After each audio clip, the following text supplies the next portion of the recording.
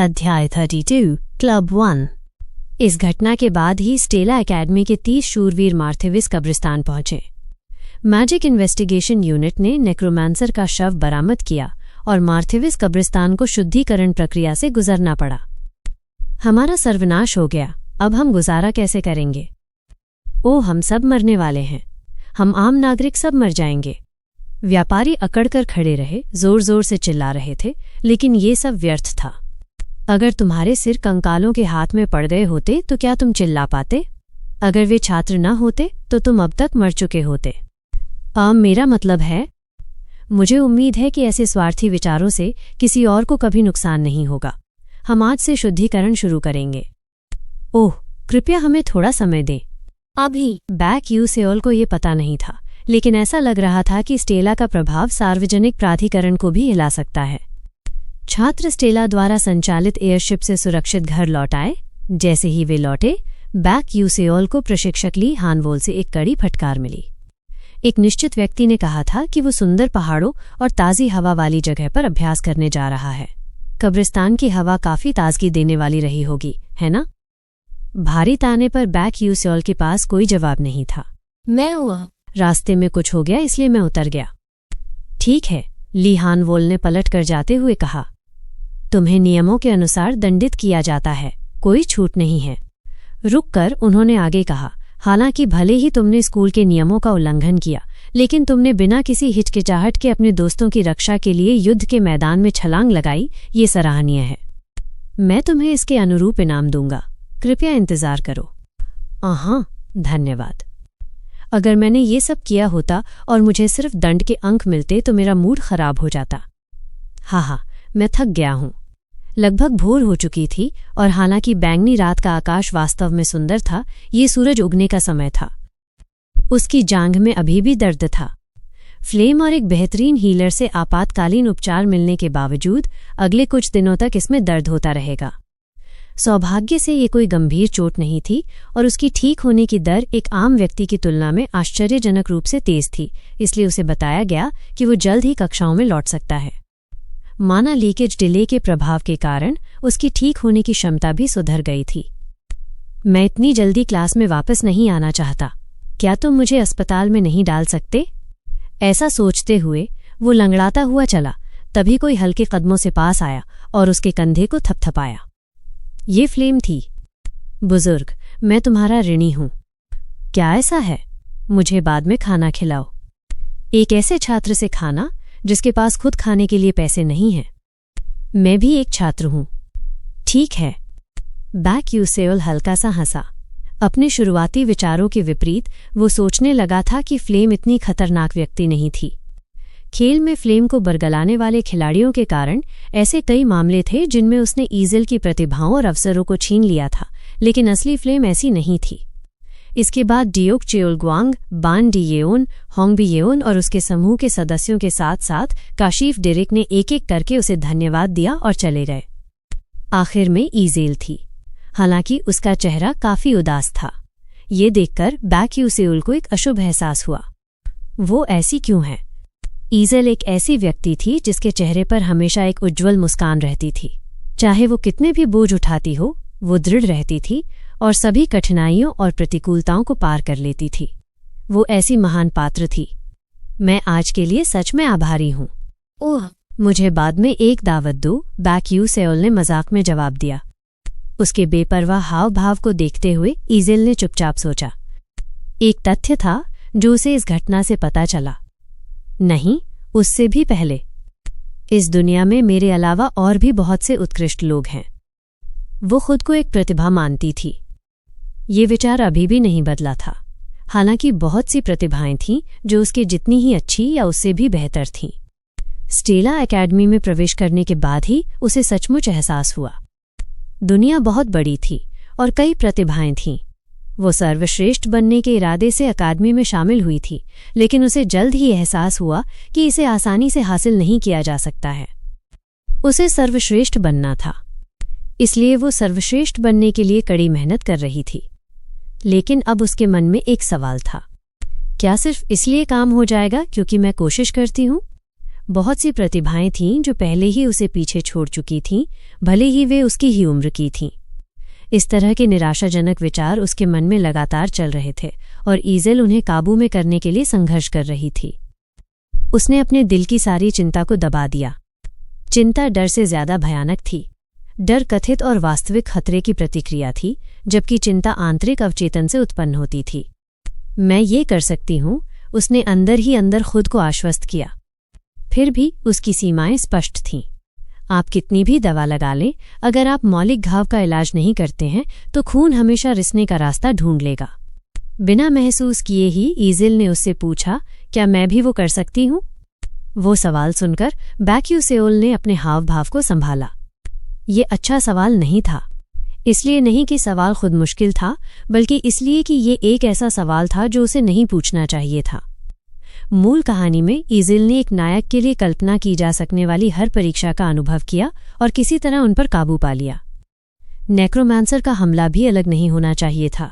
उसने अपनी रणनीतियों से कठिनाई को दूर करने के लिए कड़ी मेहनत की होगी और अंततः उसके प्रयासों से सकारात्मक परिणाम प्राप्त हुआ होगा। हालांकि बैक यू सेओल के हस्तक्षेप के कारण ईज़ेल ने खुद पर काबू पाए बिना सिर्फ कठिनाइयों का सामना किया। संकट में पड़ी एक युवती की तरह वो सिर्फ अपने आसपास के दूसरों पर निर्भर रही और बचाई गई। ये उसकी भूमिका की सीमा थी। इसलिए कई एपिसोड से गुजरने के बावजूद उसका दिल अभी भी नाजुक था। शुरुआत में वो हल्की बूंदाबांदी सहती थी, इसकी आदी हो जाती थी, मूसलाधार बारिश सहती थी और अंततः झरना और यहाँ तक कि ज्वार की लहर भी सहती थी। फिर भी कठिनाइयों के प्रति उसका लचीलापन पूरी तरह से गायब हो गया था। मैं क्या करूं? अज्ञानी सांत्वना का कोई उपयोग नहीं था। खोखले शब्दों का कोई मतलब नहीं था। वे सिर्फ उसे और अधिक दुख पहुंचाएंगे। इसके बजाय उसने दिल की गहराइयों से कहा, मुझे नहीं लगता कि तुम्हें मुझसे पूछने की जरूरत है। तुमने पहले ही वो सब हासिल कर लिया है जो दूसरों ने कहा था कि असंभव है। हाँ?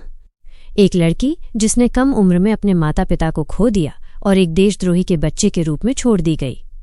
हालांकि उसने अंत में जीवन से हार नहीं मानी और खुद को अपने जादू में डुबो दिया। बर्फीले तूफान के दौरान वो एक गुफा के नीचे छिप गई और कांप रही थी, लेकिन उसने एक जादुई किताब से पढ़ाई की जो उसने एक पुरानी किताबों की दुकान से अपने आखिरी पैसे से खरीदी थी। यहाँ तक कि जब उसे भूखा रहना पड़ता था तो भी वो एक रोटी के बजाय एक पेंसिल को प्राथमिकता देती थी। वो दिन में 2 घंटे सोती थी और कड़ी मेहनत के बीच उसने कभी भी अपनी कलम नहीं छोड़ी। और चमत्कारी रूप से उसने स्टेला एकेडमी नामक सबसे प्रतिष्ठित अकादमी में प्रवेश किया। अगर ये चमत्कार नहीं था तो और क्या हो सकता था? तो तुम शायद भविष्य में भी चमत्कार हासिल करती रहोगी।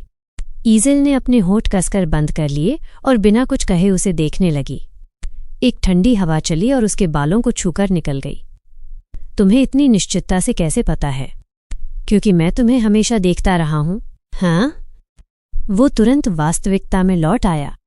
1 मिनट रुको, क्या ये ऐसा नहीं लगता कि मैं एक पीछा करने वाला हूं? ये कहना कि वो उसे इतने समय से देख रहा था उसे एक विकृत व्यक्ति जैसा बना दिया। अपनी जबान फिसलने का एहसास होने पर बैक यू सेओल जल्दी से मुड़ गया। सौभाग्य से उसका चेहरा डूबते सूरज की छाया में था। मुझे अब जाना चाहिए। जैसे ही बैक यू सेओल जल्दी से चला गया, ईज़ेल कुछ देर वहां खड़ी रही, उसके शब्दों पर विचार करती रही। वो मुझे देखता रहा है। किसी ने भी देशद्रोही के बच्चे में कभी रुचि नहीं दिखाई थी। अगर उन्होंने ऐसा किया भी तो ये मजाक उड़ाने और उस पर पत्थर फेंकने के लिए था, न कि किसी वास्तविक चिंता के कारण। हालांकि आज वो विचार टूट गया था। तुमने पहले ही हासिल कर लिया है। ये शब्द उसके दिल में गूंज उठे, उसके पूरे शरीर की रक्तवाहिकाओं में घूम गए और उसके सिर को छेद गए। उसका दिल धीरे धीरे धड़कना शुरू हो गया। जादू के प्रति उसका जुनून और उसका लक्ष्य जो खो गया लग रहा था, फिर से जाग रहा था। इससे पहले कि उसे पता चलता, दूर भोर हो गई। एक नई सुबह सामने आई। दुनिया के सर्वश्रेष्ठ जादूगर जादू के घर कैमेलॉन शहर में इकट्ठा हुए थे, एक निश्चित जगह पर। मैजिक एल्डर्स काउंसिल में ऐसे लोग थे जो जादू में इतनी गहराई तक डूब गए थे कि वे अब उससे बाहर नहीं निकल सकते थे। दिलचस्प बात यह है कि मौजूद लोगों में 40 या उससे अधिक उम्र के बहुत कम लोग थे। उनमें से ज्यादातर 20 और 30 के दशक के लग रहे थे। क्या एक नेक्रोमांसर इस युग में? वे वास्तव में मरते नहीं हैं, वे बस आते रहते हैं। एल्डर्स काउंसिल के बुजुर्गों ने डार्क मेज एक्सटर्मिनेशन स्क्वाड के एक एजेंट से खबर सुनी जो उनसे ज्यादा उम्र का लग रहा था। पुफ, वे अपने आप गायब हो जाएंगे।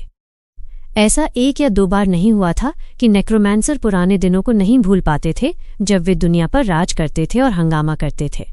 हालांकि एक जानकारी थी जिसने उन बुजुर्गों को भी हैरान कर दिया जिन्होंने नेक्रोमैंसर पर ध्यान नहीं दिया। कक्षा 8 के जादूगर रूड्रिक ने अपनी आंखें चौड़ी करके पूछा, क्या स्टेला के कैडेटों ने कक्षा 5 के नेक्रोमैंसर को हरा दिया? हाँ। 13 छात्रों ने लड़ाई में भाग लिया और सुरक्षित बाहर आए। मुझे भी विश्वास नहीं हो रहा है, लेकिन कहा जाता है कि सिर्फ एक छात्र ने नेक्रोमैंसर के मुख्य शरीर को गिरा दिया। इसका कोई मतलब नहीं है, भले ही वो जल्द ही मरने वाला हो, एक नेक्रोमैंसर फिर भी एक नेक्रोमैंसर होता है। क्या तुम कह रहे हो कि उनमें से कुछ छात्र कक्षा 4 या उससे ऊपर के थे? फिर ठीक नहीं। तो फिर ये बस असंभव है ना? रूड्रिक विश्वास नहीं कर सका। वो इसकी कल्पना नहीं कर सकता था, इसीलिए ये और भी अजीब लग रहा था। छात्र नेक्रोमैंसर को कैसे हरा सकते हैं? एक ठीक से प्रशिक्षित नेक्रोमैंसर हजारों सैनिकों को आदेश दे सकता था। भले ही वो सिर्फ कक्षा 5 का हो, ये अजीब नहीं होगा अगर वास्तविक खतरा कक्षा 6 या उससे अधिक का माना जाए। फिर भी 13 छात्रों ने नेक्रोमैंसर को हरा दिया। मैं इस पर विश्वास नहीं कर सकता, लेकिन ये सच है। विशेष रूप से छात्रों में एडोल्विथ की राजकुमारी होंगबी येओन भी थी। हे वॉन रैंग, फुल मून टॉवर का उत्तराधिकारी, फ्लेम, एक प्रतिभाशाली जादूगर जो प्रकाश, प्रकृति और पदार्थ को आदेश देता है, और ईजल, मॉर्फ की उत्तराधिकारी उनमें से थीं। मैं समझा, तो उनके पास कोई योजना जरूर रही होगी। वे चारों प्रतिभाएं थीं। रूड्रिक को बाद वाले हिस्से को छोड़ना पड़ा।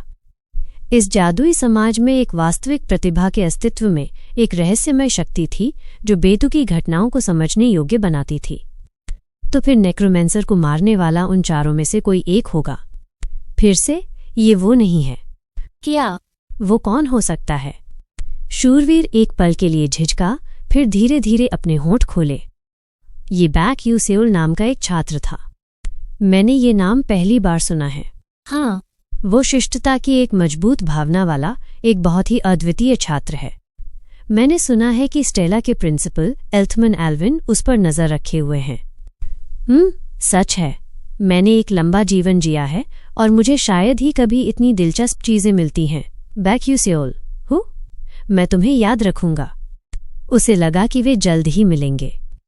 बहुत से लोग सोचते थे कि समय का प्रवाह निरंतर था, लेकिन वो एक भ्रम था। इस दुनिया में कम से कम 2 कारक थे जो समय की गति को एक परिवर्तनशील दे सकते थे। पहला, आइंस्टीन का सापेक्षता का सिद्धांत। इसके अनुसार बहुत भारी सामग्री अंतरिक्ष की प्रकृति को प्रभावित कर सकती है और समय को धीमा कर सकती है। दूसरा सप्ताहांत था। ये सही था। पलक झपकते ही सोमवार था। सप्ताहांत चला गया था। मैंने रविवार को कुछ भी नहीं किया। फिर भी आज एक खास दिन था। जब एक साधारण जादूगर कुछ महत्वपूर्ण करता था तो उसे कैमेलॉन के जादूगरों के संघ में आमंत्रित किया जाता था और उसे इनाम दिया जाता था। स्टेला अलग थी। अगर इनाम की जरूरत होती तो वे खुद ही करते थे।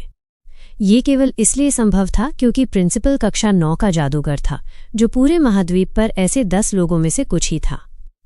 13 छात्र मंच पर एक पंक्ति में खड़े थे और उनके पीछे पूरी छात्र संस्था साफ पंक्तियों में व्यवस्थित थी। बैक यू सेउल, शो के स्टार, ने तमाशे की ज्यादा परवाह नहीं की। एक कोने में मैच डिपार्टमेंट और मैच टॉवर से भेजे गए जादूगर भिन भिना रहे थे। रिपोर्टर फोटो खींच रहे थे और कुछ रईस इधर उधर घूम रहे थे। क्या वे हमें चुपचाप बुलाकर एक प्रशंसा पत्र नहीं दे सकते थे? मुझे नहीं पता कि इतने उच्च पद के लोगों को दिखावा करना इतना क्यों पसंद है। उसके विचारों के विपरीत होंगबी येओन बहुत अच्छे मूड में लग रही थी। बिना महसूस किए ही उसके होंठ एक मुस्कान में मुड़े हुए थे जो लगभग उसके कानों तक पहुंच रही थी। उसे बहुत प्रशंसा मिली होगी। उसने अपना पूरा जीवन अपनी मां की स्वीकृति पाने की कोशिश में बिताया था और अब उसे एक आदर्श छात्र होने के लिए पुरस्कृत किया जा रहा था। तुम क्या देख रहे हो?